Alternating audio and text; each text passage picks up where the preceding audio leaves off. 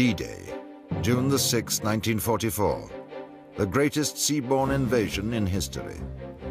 By the end of the longest day, more than 170,000 Allied troops had been landed on the Normandy beaches to launch the liberation of Europe. Thousands more would follow. But without a steady stream of supplies, they could not hope to secure their position and move inland. Every battle depends on supplies: men, guns, ammunition, food. No supplies, no battle. To unload the vital cargo would need large harbors. But the Germans held the French ports, so the invaders simply floated their own across the English Channel. They were codenamed Mulberries, gigantic construction kits of steel and concrete. Many said they would never work. Wind and waves almost proved them right.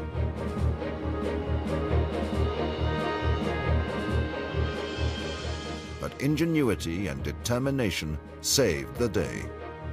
They just had to design from scratch and hope for the best. After all, the whole thing was a hell of a gamble. No one had ever taken a harbour across the ocean before. Using archive film and colour reenactments, Battle Stations tells the story of one of the boldest plans ever conceived in wartime: the building of the Mulberry Harbours.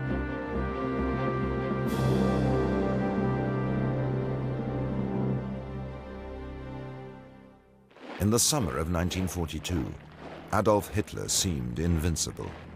His forces controlled mainland Europe and huge areas of the Soviet Union. Only the island fortress of Great Britain had managed to resist the German invaders. Now it would become the launchpad for the second front, the Allied liberation of Europe. It would not be easy. British Prime Minister Winston Churchill was a seasoned politician, but he was also a fighter who refused to contemplate defeat. He believed in plain speaking and direct action. He did have the most terrific effect on the morale of everybody, and he always seemed to say the right things at the right moment. What kind of a people do they think we are? Is it possible they do not realize that we shall never cease to persevere against them until they have been taught a lesson which they and the world will never forget? We kept our spirits up. We knew that we were going somewhere in the right direction. And even when things were going wrong, he still encouraged us. He was a great man. He quickly established a close bond with American President Franklin Roosevelt. With these two formidable leaders at the helm, the Allies began planning the assault on Fortress Europe. Here we are, together, facing a group of mighty foes who seek our ruin. Here we are, together, defending all that to free men is dear. Soon, American forces began arriving in Britain to create the huge buildup of Allied military power needed to liberate mainland Europe.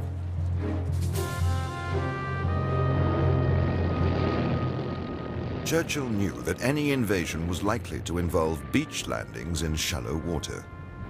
He also knew how easily things could go wrong. In May 1942, Churchill wrote an historic memo to his Chief of Combined Operations. Piers for use on beaches. They must float up and down with the tide. The anchor problem must be mastered. Give me the best solution worked out. Don't argue the matter. The difficulties will argue for themselves. A truly Churchillian way of telling people to get on with things. The problem was passed to a department of the British War Office called Transportation 5. Its leader was a civil engineer with a wealth of experience when it came to building military ports, Brigadier Bruce White. He was a very dynamic person, not to say abrasive, And it was just what was wanted.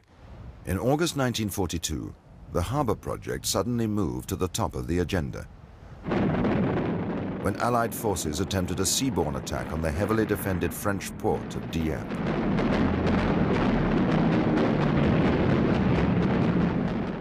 The raid was an act of extraordinary heroism, which achieved nothing except to confirm the impossibility of capturing any port held by the Germans.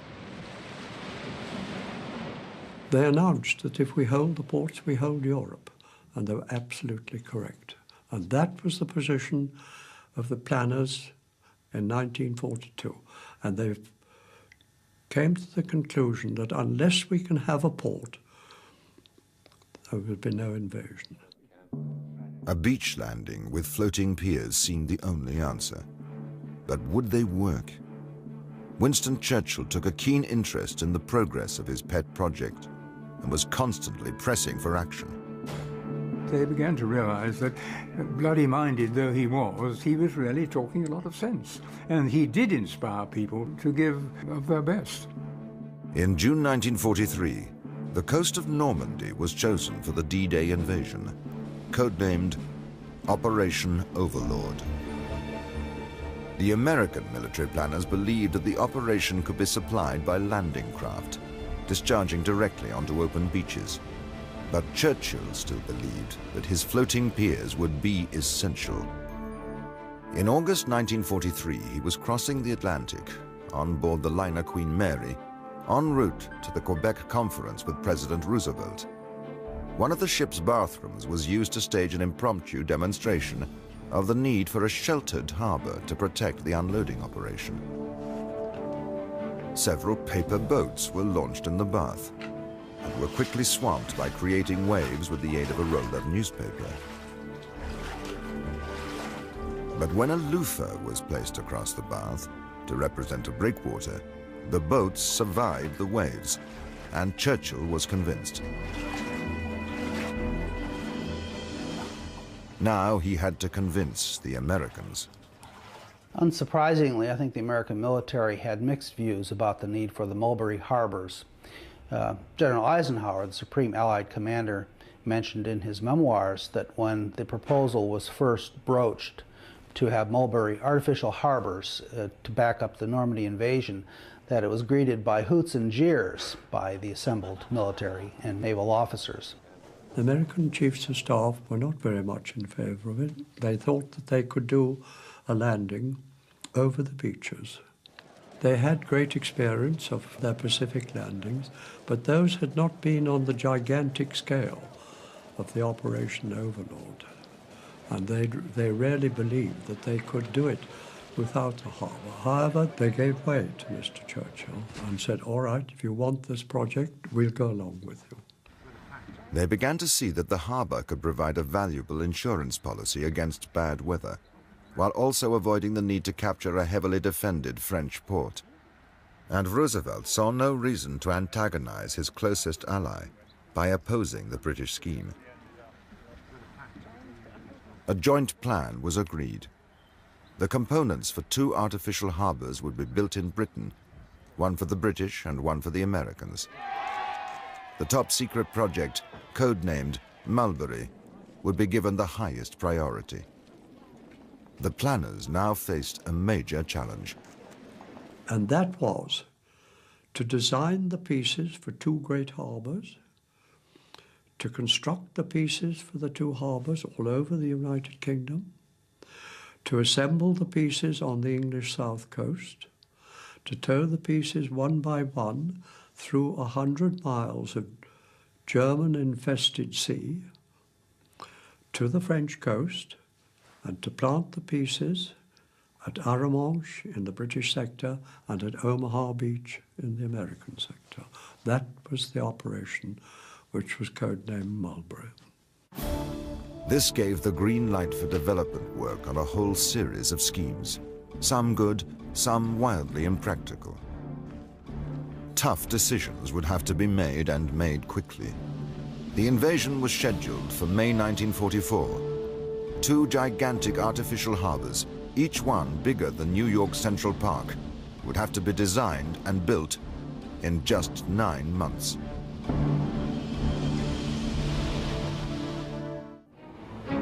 Invasion.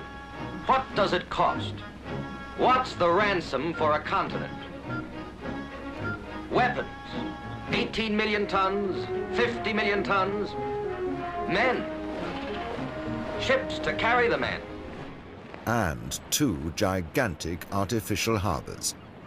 A harbour needs a quay which usually remains fixed, while the ship rises and falls with the tide. But this causes problems when unloading, and Winston Churchill had demanded a pier that would also float up and down with the ship. The Mulberry designers responded with the Spud pontoon. These were massive floating pierheads, 200 foot long by 60 foot wide. They were to be built of steel and fitted with 4 legs, called spuds, planted firmly on the seabed and standing almost 100 foot high.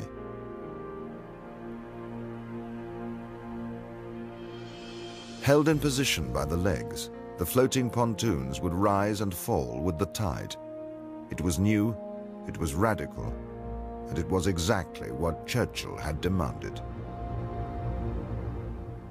He was an adventurer, and anything brand new and novel, he really thought was the cat's whiskers.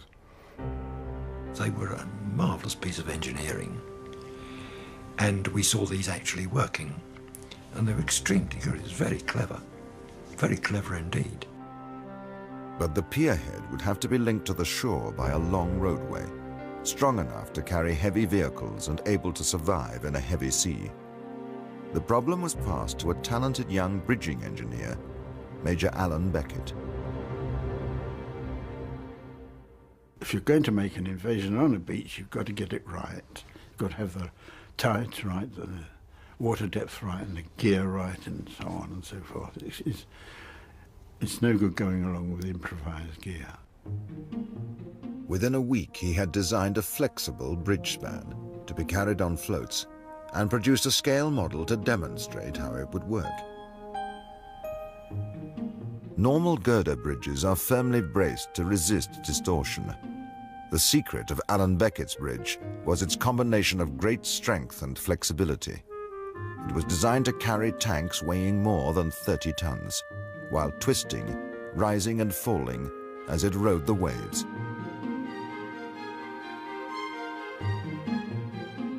The spans were to be linked together with steel cables and heavy-duty ball and socket joints, which rested on the supporting floats, also designed by Beckett. These would be anchored to the seabed. It was a bold yet brilliantly simple design, which impressed everybody who saw it demonstrated, including Churchill. He had also issued another challenge to the designers, to master the problem of anchoring the structure to the seabed. When Winston said something should be done, something has got to be done.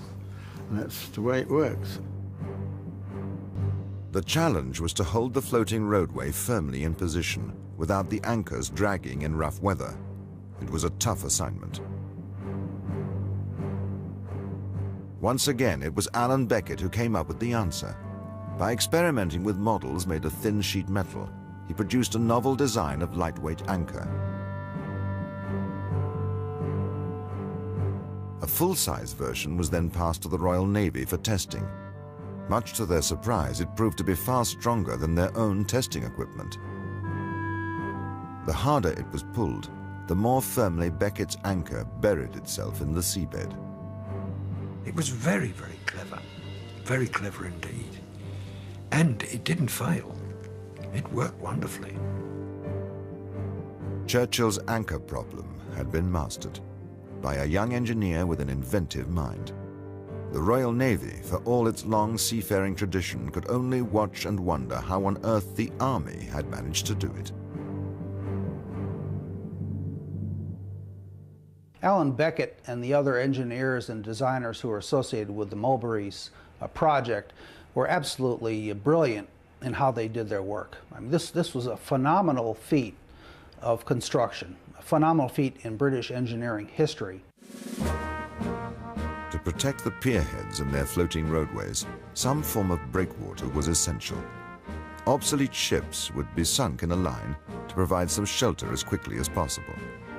The line would be extended by sinking giant concrete blockhouses known as caissons. These monsters, weighing up to 6,000 tons, would be built in Britain, floated across the channel, and sunk end to end, forming a solid harbour wall. But although firm plans were now in place, the Mulberry command structure was beginning to develop some serious fault lines. The Royal Navy felt increasingly excluded from the project.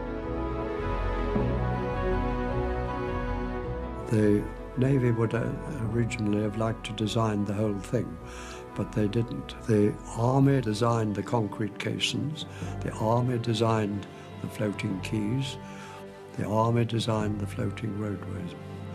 But the Navy felt that they ought to have something to do with the design.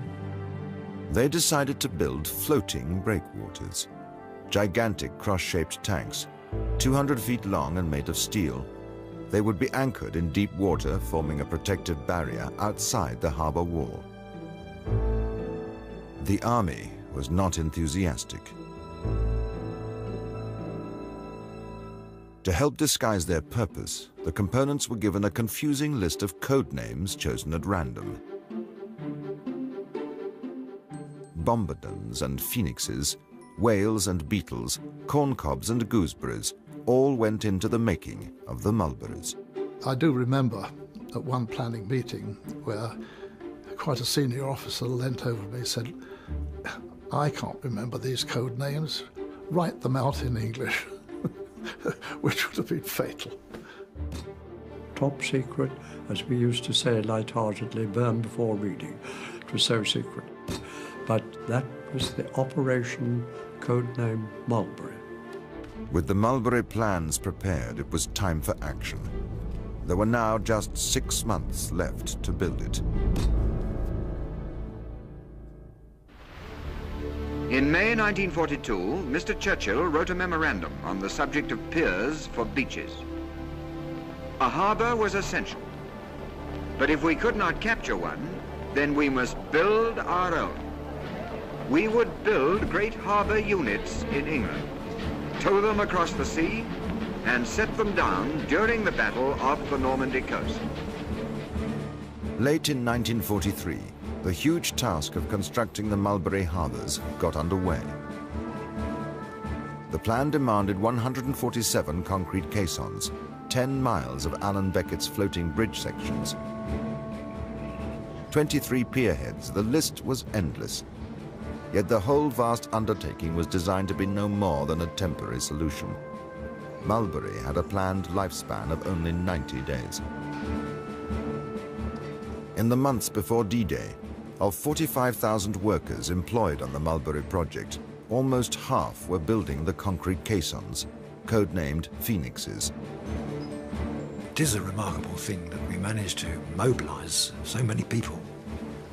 Finding the materials, how many thousands of tons, I don't know, and all the skill that's required from the simple labourer up to the engineers.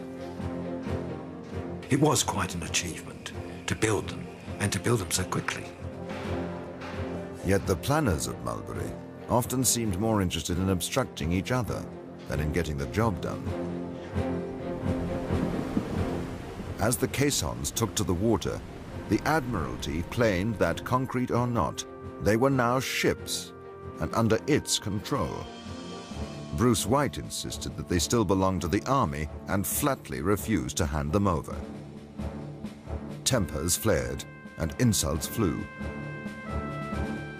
To help restore the peace, Brigadier Mervyn Walter was appointed as Director of Ports and Waterways.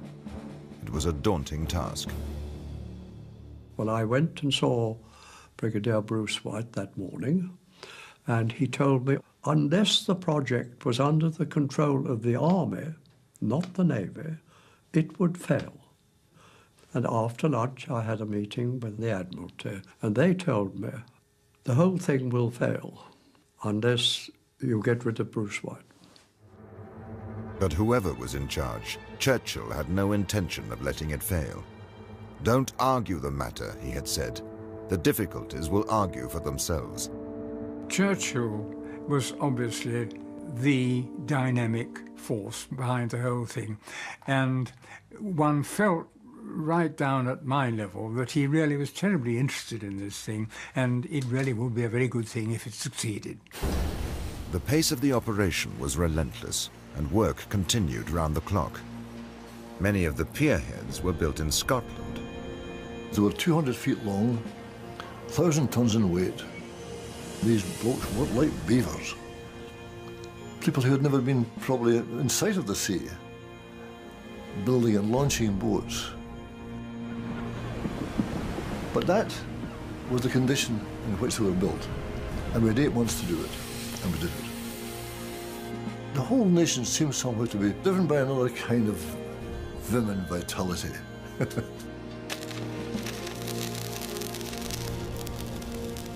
There's no doubt about it. The thing that kept us going was Winston Churchill. He was a great man, the man for the hour. Don't argue the matter. The difficulties will argue for them, and he was right, will argue for themselves. And he was right there, and they did.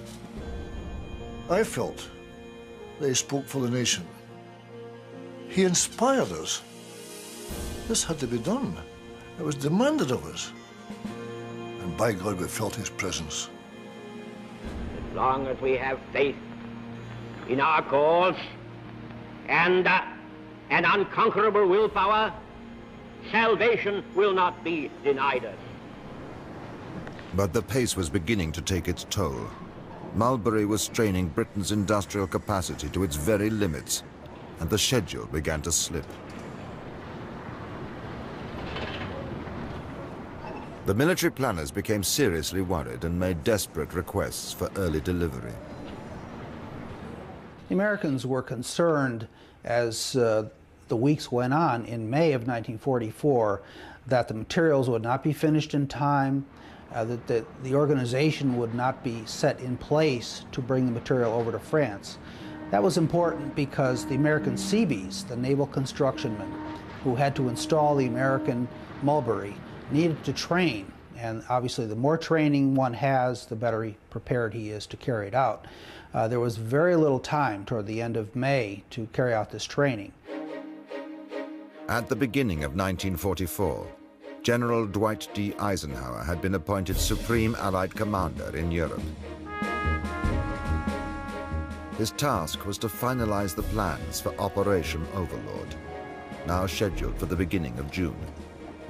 Eisenhower believed that Mulberry would play a vital role in the onslaught, speeding up the huge supply operation as well as providing an insurance policy against bad weather.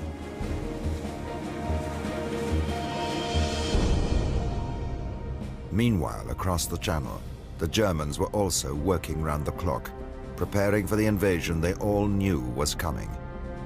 Hitler ordered his favorite general, Field Marshal Erwin Rommel, to strengthen the defenses along the coast of northern France. The Germans were missing 2 vital pieces of information: when and where the Allies would strike. But Rommel had one clear objective: to ensure that no man, weapon, or piece of equipment would ever reach the shore.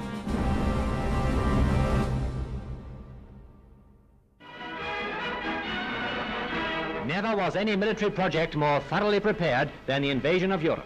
Great storehouses are packed to capacity with engines of war and food for the enormous army now assembled in Britain. The well-nigh illimitable productive resources of the United States and Britain are behind the invasion. When the armies land in Europe, they'll lack nothing that it's in the power of Britain and America to provide. The supply operation was on a gigantic scale. Millions of tons would be needed as the beachheads were secured and the breakout began. As the Allied troops gazed in wonder at the sheer scale of the invasion build-up, mysterious floating shapes caught their eye. The first thing I saw was a huge office block with no windows, no doors. It was just a great big concrete box, 60 foot high, 60 foot wide and 200 feet long, and looked like a giant egg box. The biggest jigsaw puzzle ever created was starting to come together. They put me on board, and I was given a delivery note, believe it or not. So I clambered up on the top, but quite honestly, I didn't know what I was supposed to do. I had no instructions. It did not occur to us at that time that this thing floated. And we were amazed that the tug that was tied up to us suddenly started pulling, and we moved.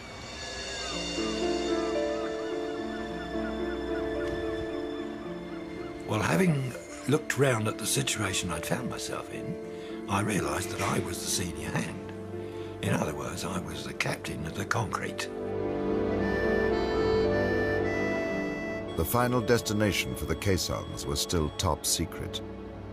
They were to be towed across the English Channel to form the harbour walls of Mulberry B at Arromanches and Mulberry A at Omaha Beach. Brigadier Mervyn Walter was to be in charge of assembling and operating the British harbour, Mulberry B. The British Chiefs of Staff wrote this: "The Mulberry project is so vital that it must be considered the crux of the whole operation, and it must not fail." And those high-enfalutin words were drummed into me from the start, that this project must not fail.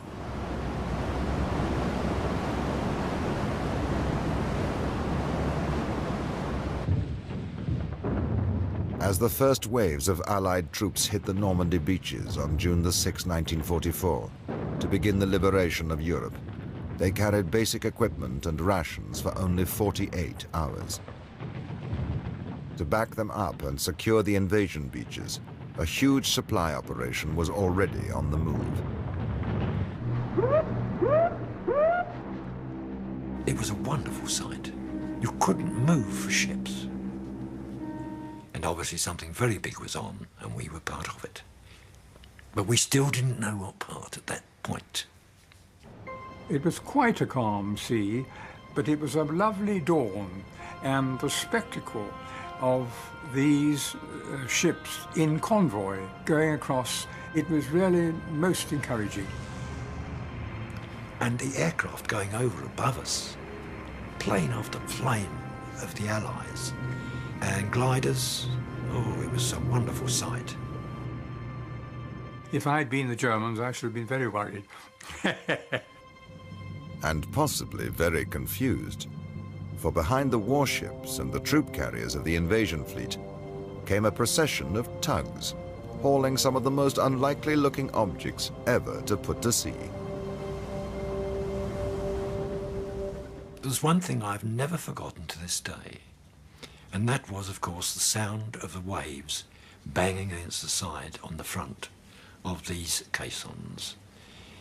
It was like a huge drum, and there was a huge boom, boom, boom going on all the time. We sailed actually on D-Day, but we didn't get there till D-Day +1. And there was still a lot of fighting going on, and 1 or 2 explosions. It was quite frightening at times. And the other thing that we'd noticed as we came into Arromanches was the bodies in the water. That was not a nice sight. After more than 24 hours at sea, the Mulberry Harbours had finally reached the enemy coast. Now, Brigadier Walter's task began in earnest. I've never forgotten my very first sight of Arromanches that morning, exactly like the photographs we'd studied before D-Day. And I can still remember my excitement because the challenge was on. It was very exciting. One of Brigadier Walter's first tasks was to breach the sea wall at Arromanches and to demolish buildings on the promenade to create exits for the floating roadways. The quiet seaside resort was about to be transformed into the busiest port in Europe. Mulberry's moment had come at last. The first sections of breakwater were formed by sinking lines of obsolete ships with explosive charges. Then the concrete caissons were moved into position, to extend the breakwaters to their full length of more than 2 miles. There was already a couple, at least there, in line, and the tug nudged us into position. And with ropes and tackle and so forth, between the different ones, we lined them up and we heaved and we pulled and straightened things up to make a huge wall to this harbour. And all the sluices were opened, all the sea valves, and she gradually settled down onto the sandy floor. And that was that. And then we'd fetch another one. And so it went on. I don't think it really sank in until we saw things unfolding in their proper order that we realised that this was a harbour we were building. Meanwhile, along the coast of the American harbour, Mulberry A, the construction battalions, known to every GI as the Seabees, were working flat out to get the floating piers operational, even if it meant cutting a few corners in the process. The Seabees soon outpaced the British Royal Engineers, and within 2 days, American tanks and trucks began rumbling down Alan Beckett's floating roadways.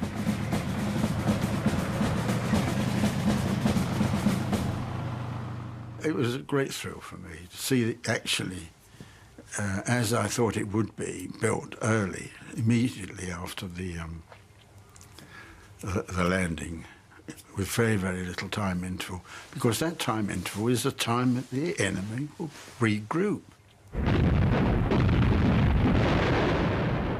And the idea behind the whole of Mulberry Harbour was to get armour ashore quickly, before the counterattack.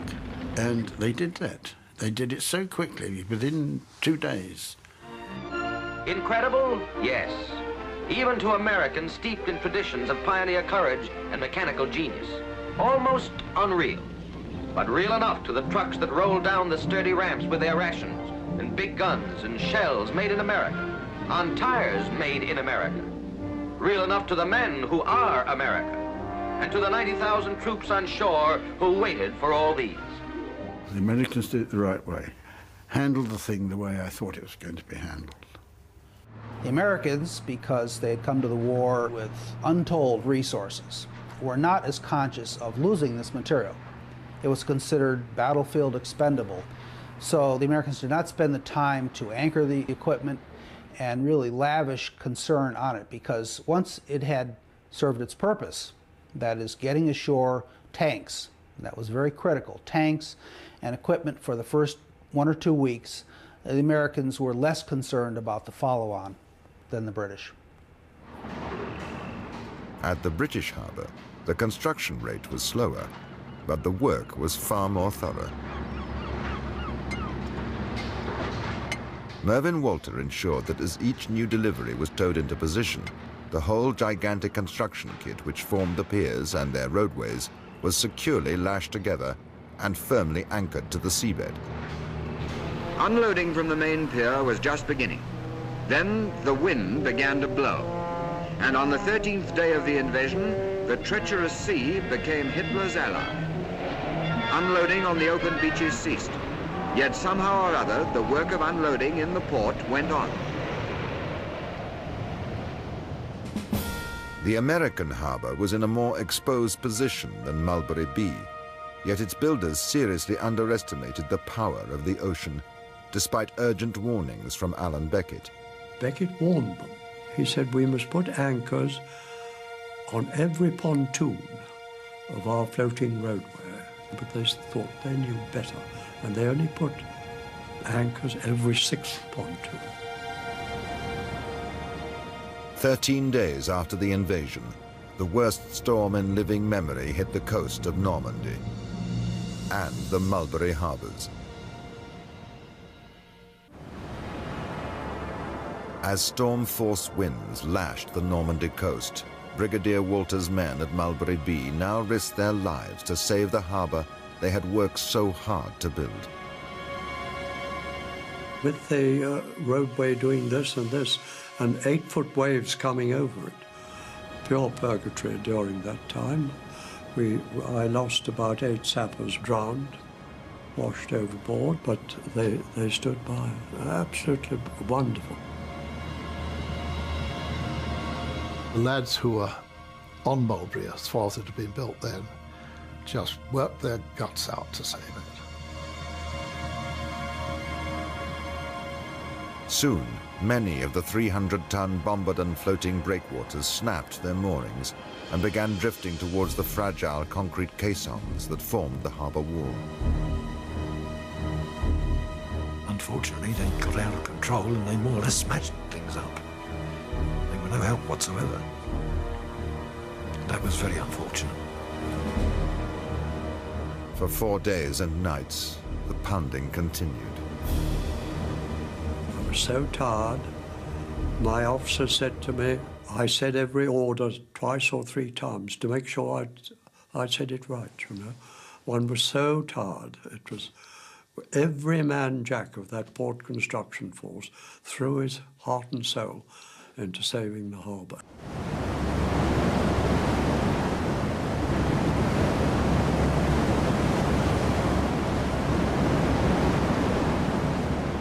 But it was a very, very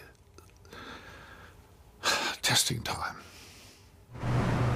Yet even during the height of the storm, more than 6,000 tons of vital supplies were unloaded and sent to the front. They were still able to get things ashore in that storm because the harbour wall held on Mulberry Bay. Otherwise, they could have been shoved back into the sea because they ran out of bullets, or they ran out of food, or they ran out of something or other that they needed. By June the 22nd, the storm had eased at last, and it was possible to take stock of the situation. The Navy bombardiers, I saw the other side of Aramosh, against the cliffside. The harbour was badly damaged, but thanks to all the precautions, Mulberry Bay had survived. Along the coast at Omaha Beach, it was a very different story. I went over to Omaha on the 23rd of June to see how they got on, and it was just a tangle of steel, completely wiped out.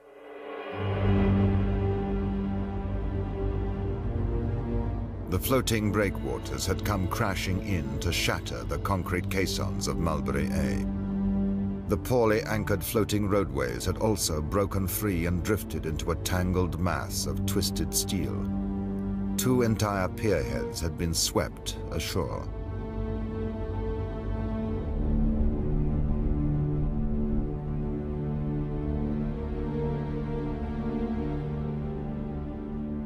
The weather had done what the Germans had failed to do.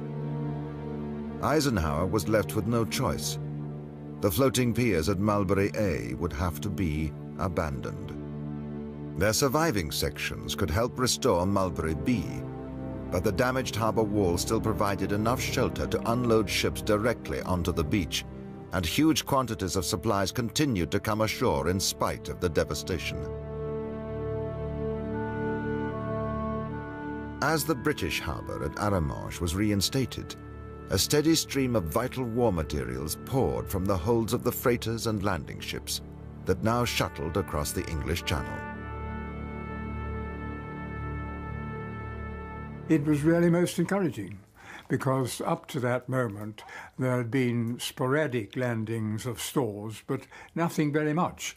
And when you once saw what the capacity of the harbour itself was, it was really terribly encouraging. One of the most successful features of Mulberry was the LST pierhead, designed for unloading the big tank landing ships. Vehicles could be driven off the lower and upper decks at the same time, which speeded up the whole operation.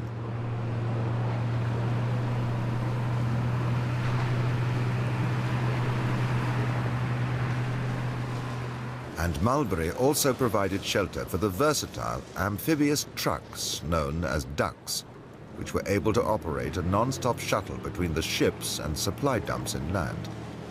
Soon they were transporting even more material than the floating roadways.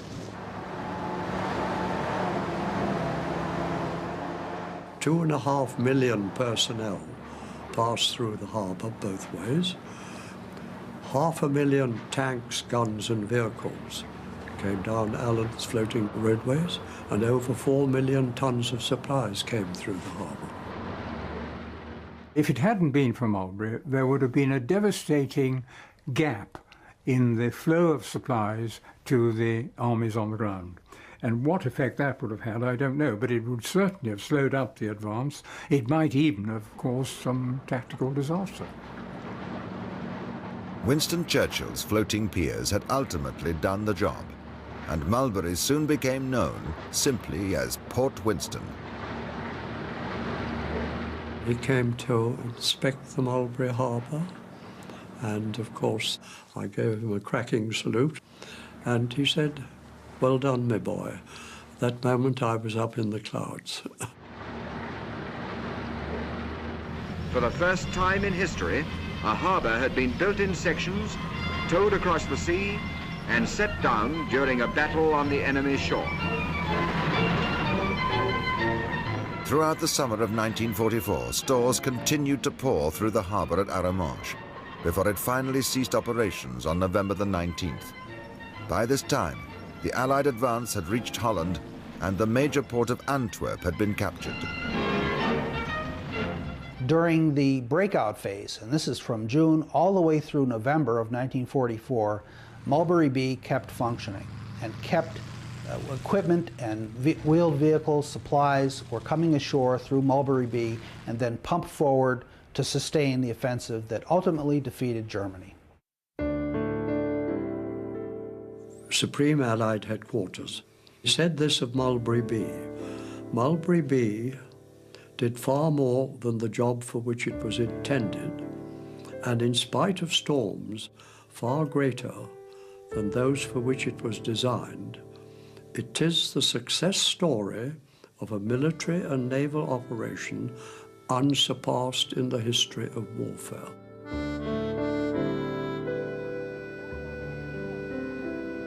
Today, visitors to the peaceful seaside town of Arromanches may not realize that it once bore the name of Port Winston. But they can hardly miss the monuments to Churchill's vision that still survive, cast in reinforced concrete. They are phoenix caissons, the last surviving fragments of the greatest feat of military engineering in modern times. Mulberry, the harbour that went to France. Afterwards, we began to feel very proud of what we'd done, however small our part was. A very small cog in a very large machine, but nevertheless it was necessary, down to the man who mixed the cement and built the damn thing. I was a very minor, tiny part of it, but I give a right arm to do it again.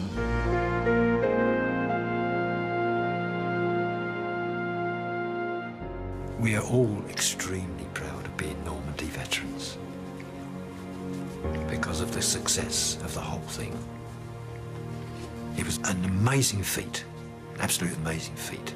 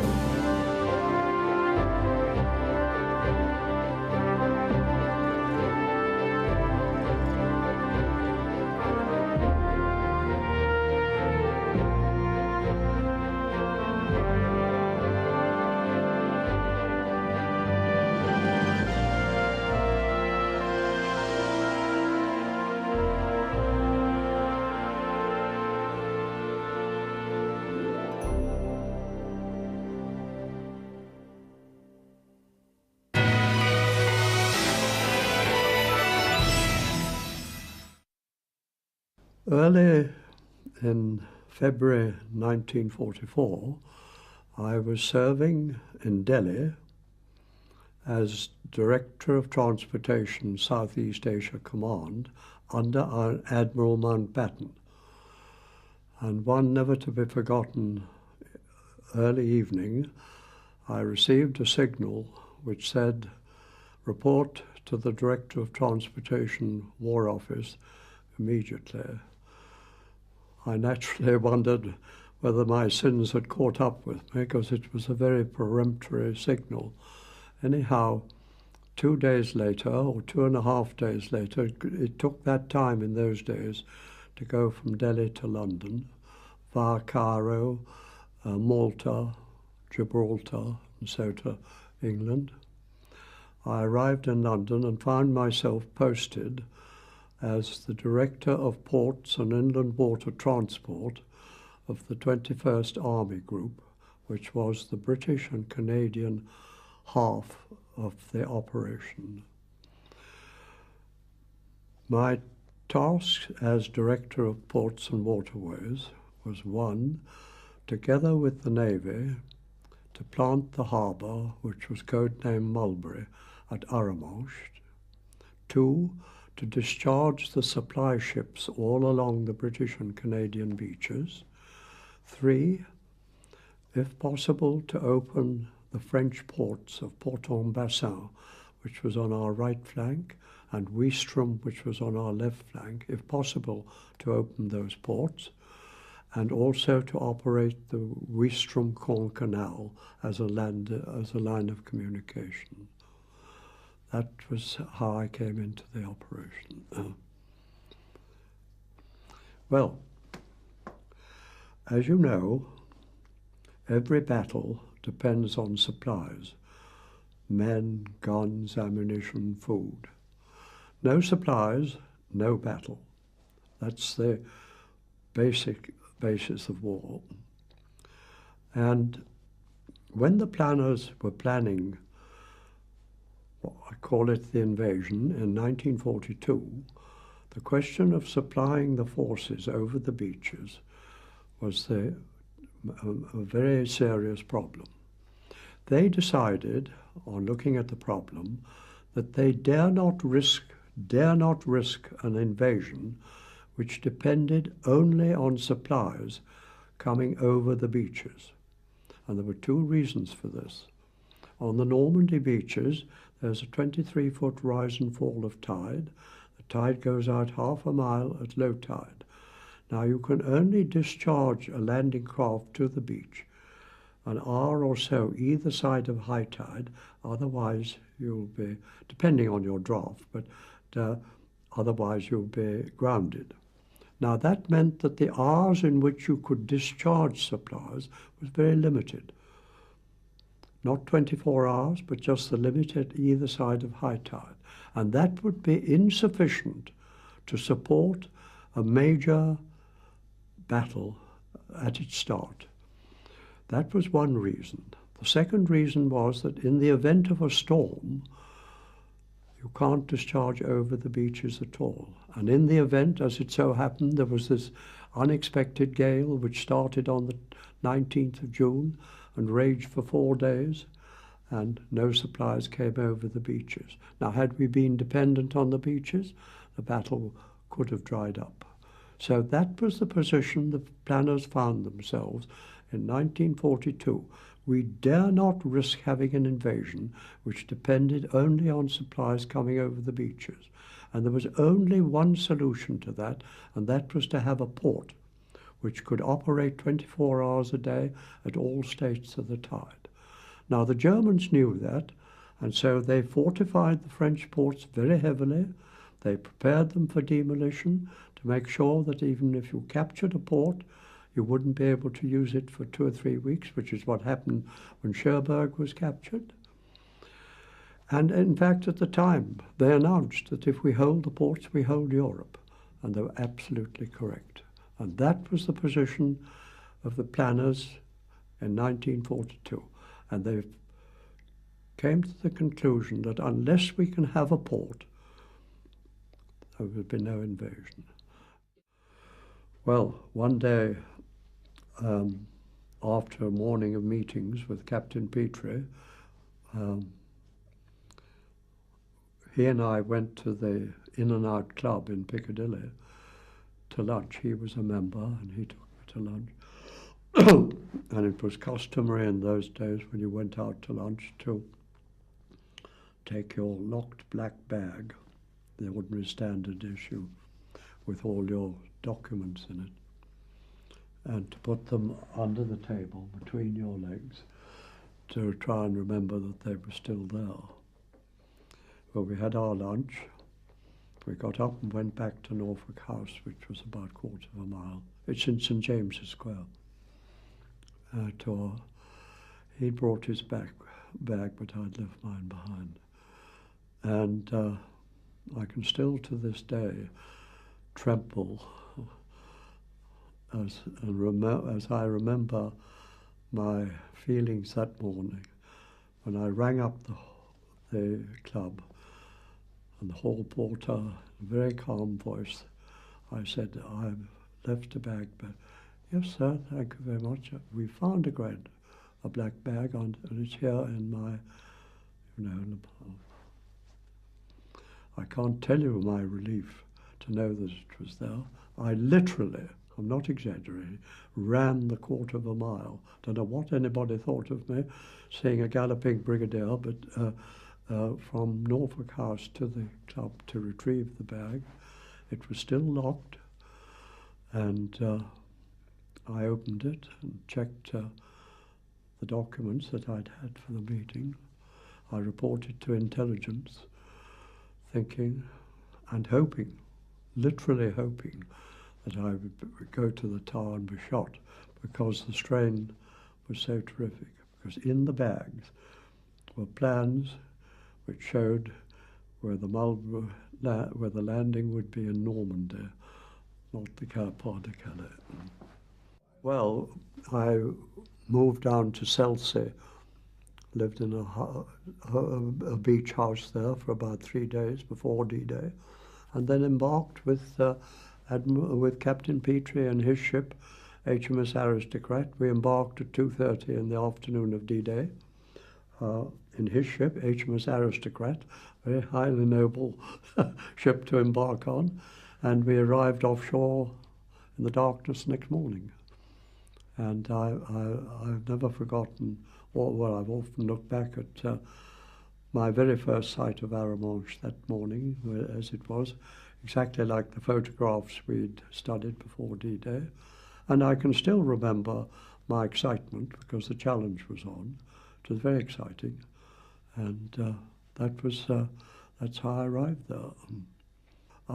As I've said in another film, when you ask me about D-Day, what was it like? I can remember a little of D+1 itself, but for most of the time, I can remember nothing. I was so tired. My officer said to me, I said every order twice or 3 times to make sure I'd said it right, One was so tired. It was every man jack of that port construction force threw his heart and soul into saving the harbour, and we did. Europe. It would not be easy. British Prime Minister Winston Churchill was a seasoned politician, but he was also a fighter who refused to contemplate defeat. He believed in plain speaking and direct action. He did have the most terrific effect on the morale of everybody, and he always seemed to say the right things at the right moment. What kind of a people do they think we are? Is it possible they do not realize that we shall never cease to persevere against them until they have been taught a lesson which they and the world will never forget? We kept our spirits up. We knew that we were going somewhere in the right direction. And even when things were going wrong, he still encouraged us. He was a great man. He quickly established a close bond with American President Franklin Roosevelt. With these two formidable leaders at the helm, the Allies began planning the assault on Fortress Europe. Here we are, together. Mulberries, gigantic construction kits of steel and concrete. Many said they would never work. Wind and waves almost proved them right.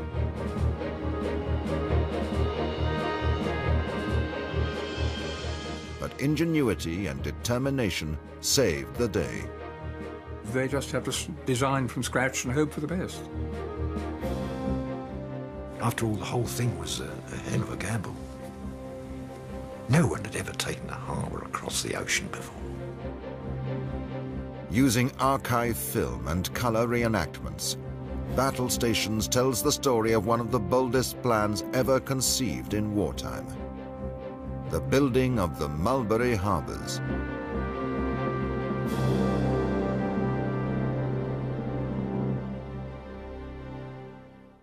In the summer of 1942, Adolf Hitler seemed invincible. His forces controlled mainland Europe and huge areas of the Soviet Union. Only the island fortress of Great Britain had managed to resist the German invaders. Now it would become the launch pad for the second front, the Allied liberation of Brigadier Bruce White. He was a very dynamic person, not to say abrasive, and it was just what was wanted. In August 1942, the harbour project suddenly moved to the top of the agenda. When Allied forces attempted a seaborne attack on the heavily defended French port of Dieppe.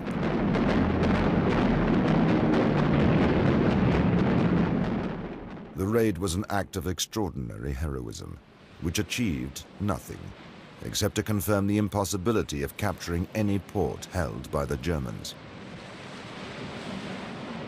They announced that if we hold the ports, we hold Europe, and they were absolutely correct. And that was the position of the planners in 1942. And they came to the conclusion that unless we can have a port, there would be no invasion. A beach landing with floating piers seemed the only answer. But would they work? Winston Churchill took a keen interest in the progress of his pet project and was constantly pressing for action. They began to realize that bloody mind.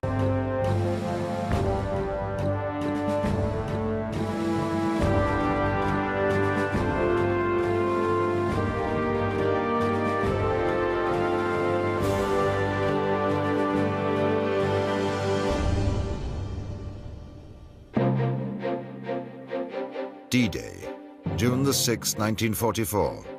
The greatest seaborne invasion in history. By the end of the longest day, more than 170,000 Allied troops had been landed on the Normandy beaches to launch the liberation of Europe. Thousands more would follow. But without a steady stream of supplies, they could not hope to secure their position and move inland. Every battle depends on supplies. Men, guns, ammunition, food. No supplies, no battle. To unload the vital cargo would need large harbours. But the Germans held the French ports, so the invaders simply floated their own across the English Channel. They were codenamed...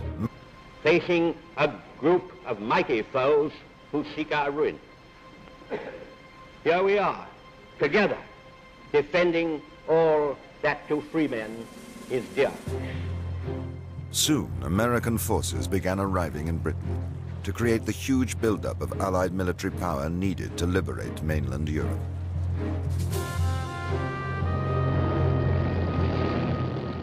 Churchill knew that any invasion was likely to involve beach landings in shallow water.